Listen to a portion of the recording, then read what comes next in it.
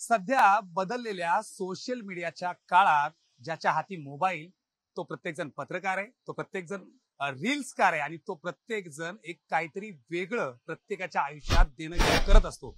असाच एक कलाकार, असा एक हरहुन्नरी कलाकार जो की एक चांगला बिझनेसमन आहे. स्वतःच्या क्षेत्रात नाही तर घराघरातल्या प्रत्येक मोबाईलवर, अगदी प्रत्येक व्यक्तीवर आई, बहीण, भाऊ, वहिनी आणि बायकोपर्यंत पोहोचलेला असा एक कलाकार धनंजय पवार आपल्या सोबत आहेत.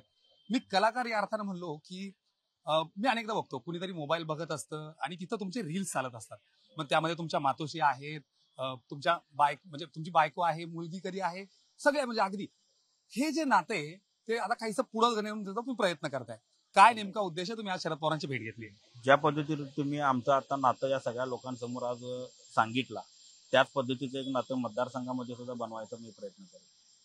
आणि हेच एक हळूहळू वेळ येईल तसं मतदारसंघाच्या बाहेर आपल्याला टार्गेट किंवा आपलं विजन एक येतं डोळ्यासमोर, की आपण जे बघतोय की आपल्या आजूबाजूच्या म्हणजे प्रत्येक ठिकाणी अशी गोष्टी आहेत की बाबा फक्त आजूबाजूच्या लोकांचाच विकास होतोय किंवा आजूबाजूच्या लोकांच्याच गोष्टी मार्गी लागतात. सर्वसामान्यांच्या मार्गी कुठल्या गोष्टी कधी लागलेल्याच नाही आहेत. आणि मी स्वतः एक मतदार असल्या कारणानं मला नेत्याकडून किंवा उमेदवाराकडून किंवा पक्षाकडून काय अपेक्षा असतात जनतेला, त्या सर्वसाधारण आपल्यापर्यंत माहीत आहेत आणि आपल्याला त्या उमगलेल्या आहेत. त्यामुळं आपण ज्या गोष्टी इतर लोक कमी पडलेत त्या गोष्टी आपण देण्याचा नक्कीच मला याच मुद्द्याला हात घालायचा आहे. खरं तर एखादा तुमचा रील जर बघितला तर काही 4 लाख व्ह्यूज आहेत, 5 लाख व्ह्यूज आहेत, 10 लाख व्ह्यूज आहेत. जनसंपर्क हा खूप दांडगा याला असायला लागतो. आणि भली म्हणजे बरीच लोक तुम्हाला प्रत्यक्ष पहिल्यांदाच भेटतात, पण त्यांना असं वाटतं की घरातला माणूस आहे. तर हे कसं झालं, सुरुवात कशी झाली? तुम्ही एक चांगल्या बिझनेस मधून येतात. मी तुमचं शोरूम बघितलेलं आहे, खूप मोठं चांगलं फर्निचरचं शोरूम आहे, तुमचे वडील असतात तिथं, तिथल्या कामगारांचं एक वेगळं नाते. हे कधी झालं, सुरुवात कशी झाली? सुरुवात असंच झाली. म्हणजे मन मोकळेपणानं जेव्हा आम्ही घरातलं वातावरण बदलण्याचा प्रयत्न केलो त्यावेळी अशा ह्या घटना घडत गेल्या आणि ऑटोमॅटिकली त्याच्यामध्ये लोकांची पसंती आली. लोकांची पसंती येण्याचं कारण एकच होतं की जसं मी तुम्हाला आता म्हटलं की मी एक मतदार आहे आणि मला लोकांकडून काय पाहिजे हे मला माहित आहे. तसं तेव्हा मी एक क्रिएटर नव्हतो, मी व्हिडिओ बघणारा माणूस होतो आणि मला माहित होतं की लोकांकडून आपल्याला काय मिळायला पाहिजे, आपल्याला काय बघायला मिळालं पाहिजे.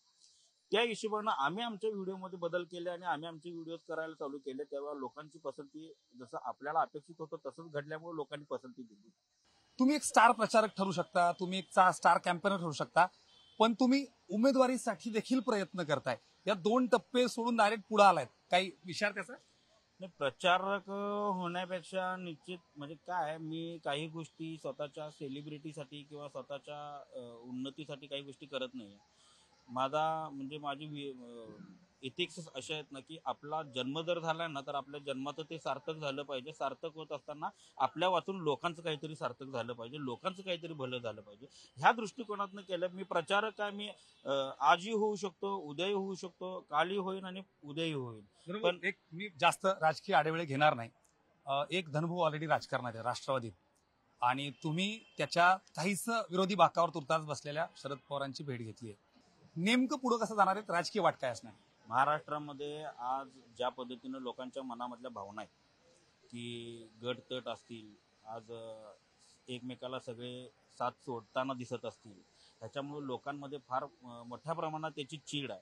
पण तुमच्या मार्फत मी लोकांना एवढं सांगू शकतो की माझा मतदार जर मला संधी मिळाली तर माझा मतदार येणारी प्रत्येक वर्ष माझ्या मतदारसंघामध्ये निवांत कॉलर ताट करून फिरेल आणि आम्ही ज्या उमेदवाराला निवडून दिलो तो आमच्याशी एकनिष्ठ राहिला, हा एवढा एकच शब्द तुम्हाला देऊन जातो. खूप खूप धन्यवाद. धनंजय पवार, डीपी पवार नावानं खूप उत्तम असं फेमस सगळ्याच मीडियावर. खरं तर कुठली राजकीय आडवे न घेता एक सामान्य मतदार, सामान्य माणूस म्हणून त्यांनी आपली मत दिलं. खरं मात्र आज शरद पवार यांची भेट घेतली. उद्धव ठाकरे यांच्या देखील भेटीला ते जाणार आहेत.